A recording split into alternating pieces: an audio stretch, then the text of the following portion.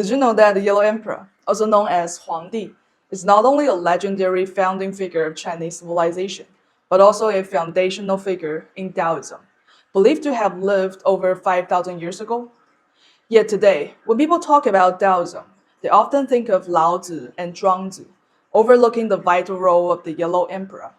I myself, too, overlooked the Yellow Emperor when I first began studying Taoism. But as I delved deeper into the philosophy and practices, I realized if you truly want to understand Taoism, you cannot skip the Yellow Emperor.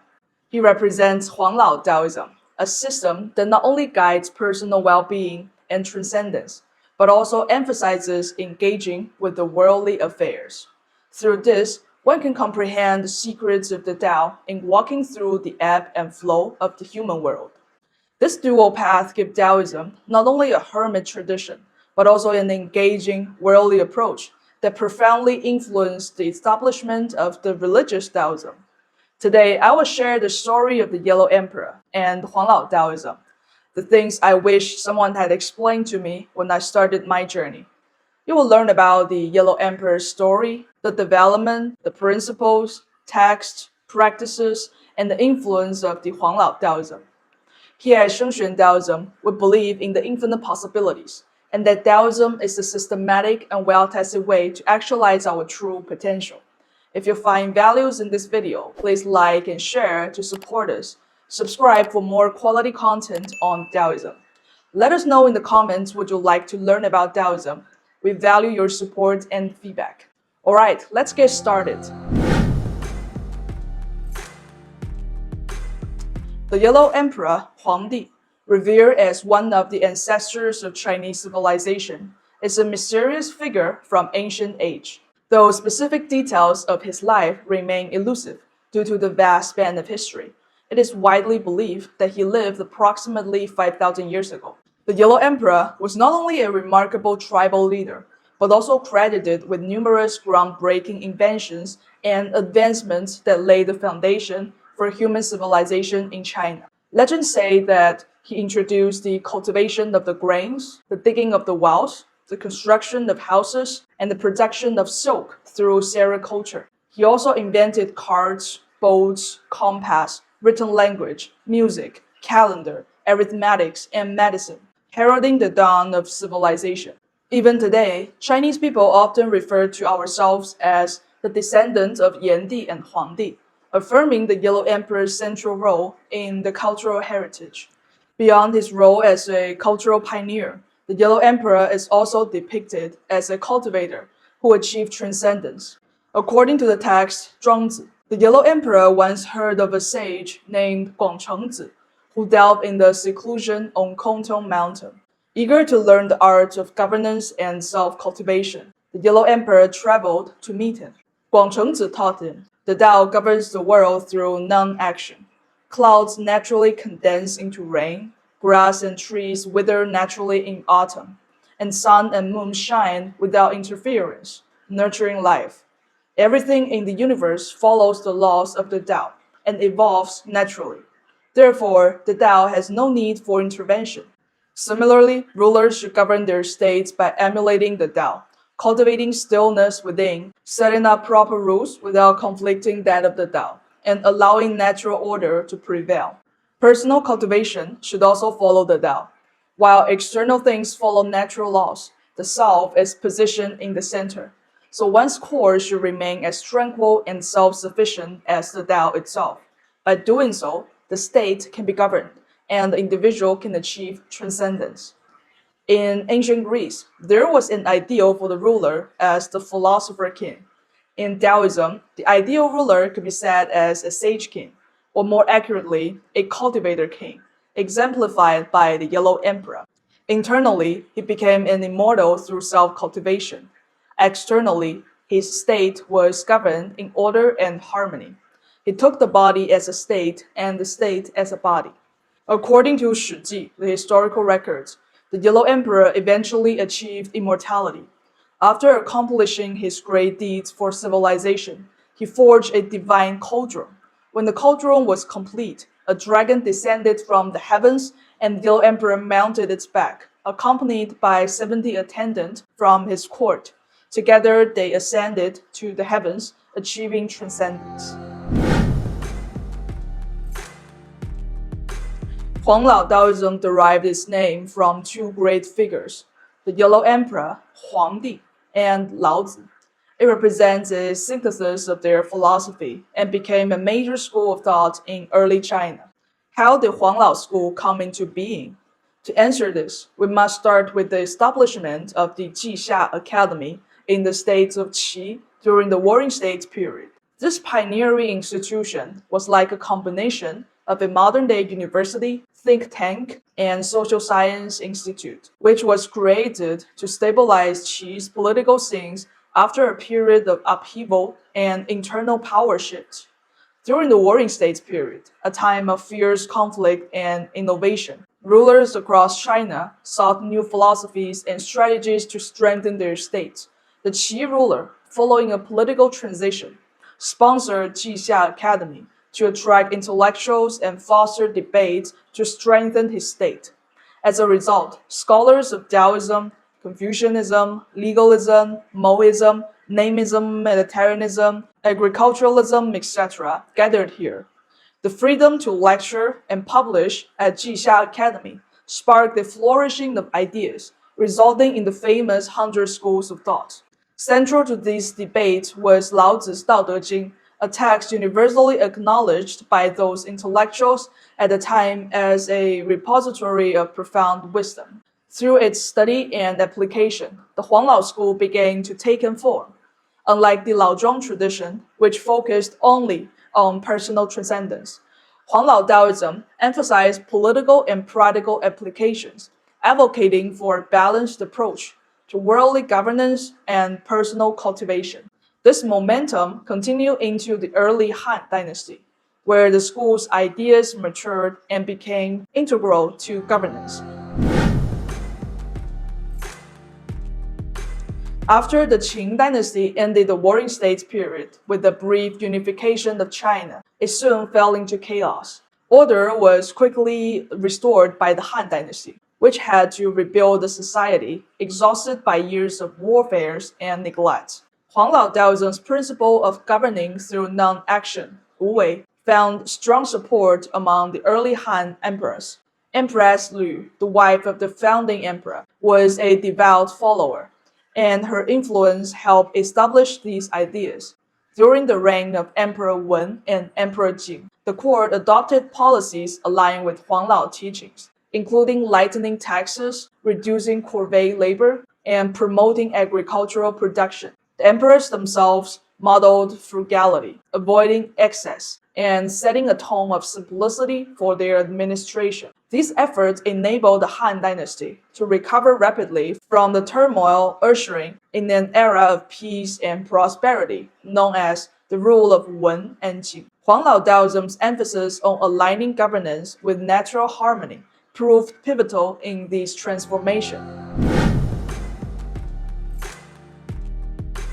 After Emperor Wu of Han adopted a Confucian orthodoxy, other 100 schools of thought were fled and integrated in Daoism to continue their legacy. This integration brought together diverse traditions, such as the Yin-Yang school, the Five Elements theory, Mohism, and so on, evolving Daoism into a broad system that resembled early natural science. Many are aware that the invention of gunpowder originated from Taoist alchemical experiments in China, but fewer know that the global beloved food, tofu, also traced its roots to Taoist alchemy during the Huang-Lao Taoism period. The creation of tofu is closely linked to Liu An, the prince of Huainan, a dedicated cultivator of Huang-Lao Taoism, who pursued immortality through external alchemy. According to tradition, Liu An discovered tofu while experimenting with soybeans and brine in his alchemical research. During one experiment, he noticed that the soybean milk combined with the brine solidified into curd, leading to the invention of tofu. Praised for its simplicity and rich nutritional value, tofu became a staple of Chinese culinary culture and continues to be celebrated worldwide. In addition to his culinary invention, Liu An presided over the compilation of the Huainanzi, a monumental text that encapsulated intellectual currents of his time.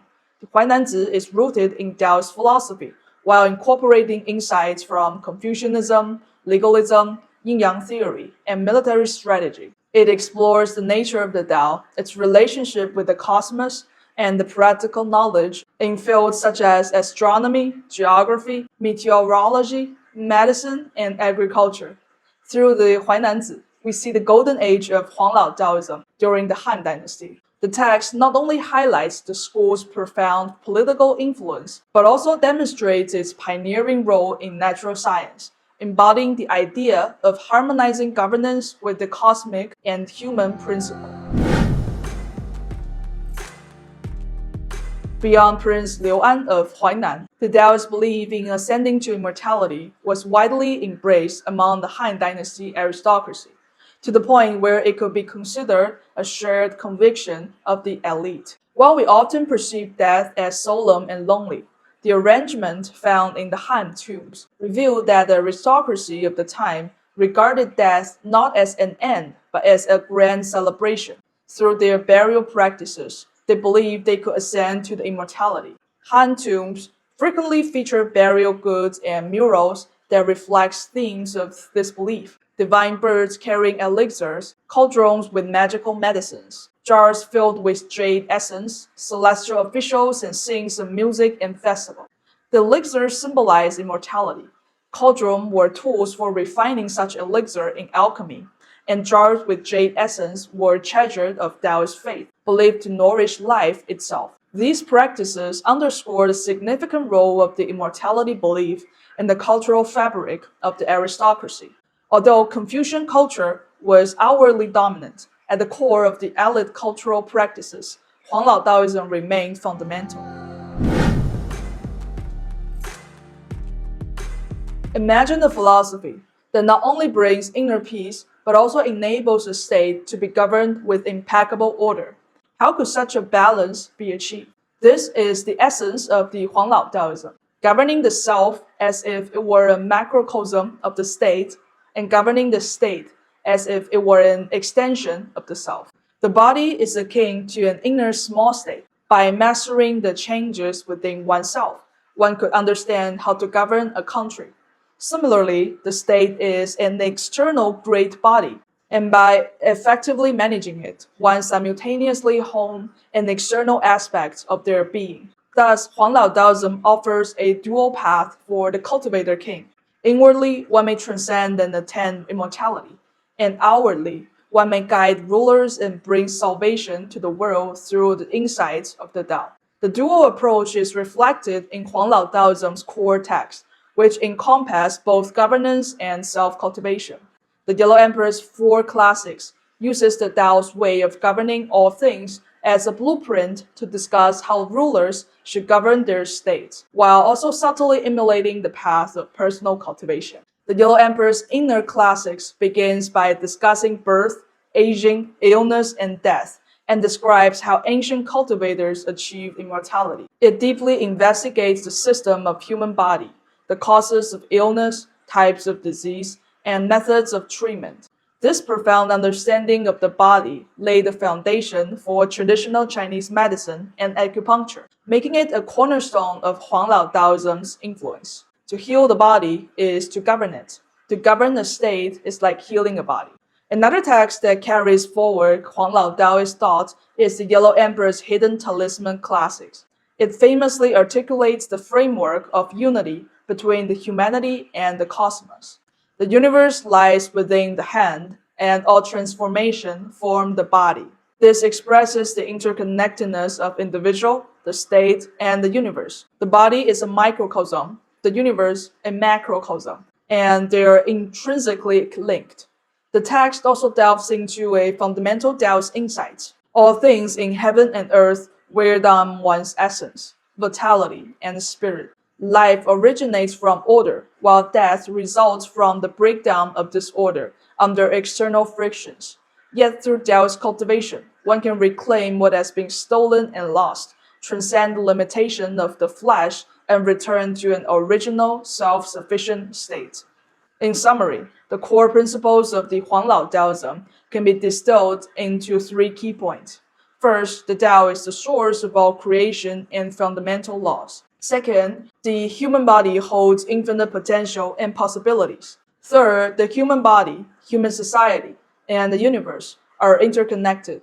True cultivation harmonizes the inner and the outer world.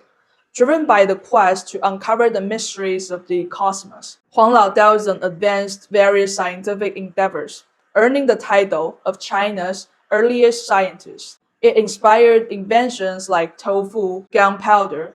From a governance perspective, Huang-Lao Taoism guided the political success of the Han dynasty's rule of Wen and Jing, becoming a secret philosophy for emperors. Regarding personal cultivation, Huang-Lao Taoism drew upon ancient wisdom, contributing significantly to medicine by establishing acupuncture systems and nurturing the tradition of cultivators being healers. Huang-Lao Taoism's influence is profound, shaping its contemporary era, laying the foundation for the establishment of religious Taoism, and continuing to benefit humanity even 2,000 years later. In its own time, Huang-Lao Taoism had a significant impact on the political and cultural landscape of the Han Dynasty. The political policies inspired by Tao's principles brought about the rule of Wen and Jing, one of the most stable and prosperous periods in Chinese history. Furthermore, Huang-Lao Taoism provided refuge for other schools of thought that had been suppressed, incorporating their essence and enriching the breadth of Tao's traditions. As the first organized Taoist school, Huang-Lao Taoism also created the historical condition for the emergence of religious Taoism at the end of the Han Dynasty. The founders of Taoism deeply absorbed Huang-Lao's emphasis on engaging with the world. For cultivators, this meant that by uplifting humanity and accumulating merit, they could achieve personal transcendence. This concept of taking the state as a body was rooted in Huang-Lao Taoism, which established a cultural foundation during the Han Dynasty's prosperities that later enabled the birth of religious Taoism. Movements such as the Taiping Dao, which sparked uprisings at the end of the Han Dynasty, and the II.i Dao, one of the two major Taoist sects today, actively helped displaced and suffering people during the collapse of corrupt dynasties. Huang-Lao Taoism's dual focus on transcendence and worldly engagement also influenced later traditions of Taoist cultivation. Today, when many think of Taoism, they envision secluded hermits living in mountain temples, detached from societal rules. While this image aligns with the Laozhuang self-cultivation path, Taoism also has a more engaged tradition, exemplified by Huang-Lao Taoism's meritorious practice approach. These cultivators apply the wisdom of the Tao not only to individual transcendence, but also to understanding human society and bringing possibilities to the world. Throughout history, such masters advanced humanity, alleviated suffering, and left legacies for others to follow. They enable more people to study and practice the Tao, enhance their wisdom, break free from the predestined limitation, and pursue a life of authentic freedom. For modern individuals, Huang-Lao Taoism's concept of unity between heaven and humanity offers profound insights. In ecological fields, it inspires sustainable development. In management and organizational leadership, it suggests a model of flexible leadership that relies on guidance and support rather than forceful command. On a personal level, Huang-Lao Taoism provides a blueprint for modern cultivation, helping individuals balance societal participation and personal growth. It allows people to avoid being consumed by societal responsibilities while maintaining meaningful engagement with the world. We're so glad that you have made it this far, and we'd like to take a moment to respond to the comments we have received. We have read your feedback and feel deeply honored that people from all over the world are so interested in Taoist culture and practice. Thank you for your comments and support. We are new to the YouTube community. While we have had many students in China who have studied Taoist teachings and cultivation with us, Stepping into this global platform is a new learning journey for us. We're exploring your interest and learning how to translate Taoist culture from one tradition to another. Although I have studied in the US and Canada, introducing and explaining the wisdom of Taoist masters to a broader audience on this scale is a first for me, and it's both challenging but rewarding. We sincerely thank you for supporting us during this early stage. We are striving to release one video per week, but because we aim to bring you high quality, reliable knowledge, we need time to carefully consider how to cross cultural and linguistic boundaries while introducing the ancient wisdom of Taoism. Here's our video creation process. I explore topics that might interest you and discuss them with Master Shengxuan to ensure the content is accurate. Our team then researches sources, drafts scripts, creates presentations, records, and edits. Each video involves dozens of hours of effort, but it's worth it because we're pursuing an unprecedented goal, introducing the systematized wisdom and cultivation of Taoism to the world. All of this wouldn't be possible without your support, shares, and feedback. Please continue sharing your questions and interests with us so we can create this new chapter of Taoism worldwide together. We have noted your areas of interest, and in the next video of our Taoist history series, we'll begin exploring the history of religious Taoism. There's a lot to cover, and it's an incredibly exciting topic. In the Daoism 101 series, we plan to introduce topics such as Taoist magic, rituals, and even a video on how to sense qi, which many of you have expressed curiosity about. As for practical wellness techniques and cultivation methods, along with a systematic framework for studying and practicing Taoism, we're actively developing courses. We aim to present this knowledge in a way that is structured and easy to understand, helping everyone embark on a deep learning journey into Taoism. With this profound wisdom from the ancient, we hope to unlock human potential and transcend life's limitation in these turbulent times. We look forward to sharing this with you soon. We may not be the first school to introduce Taoism to the English-speaking world, but we aspire to be the first to do so successfully, systematically, and structurally, to eventually establish an international center for Taoist cultivation.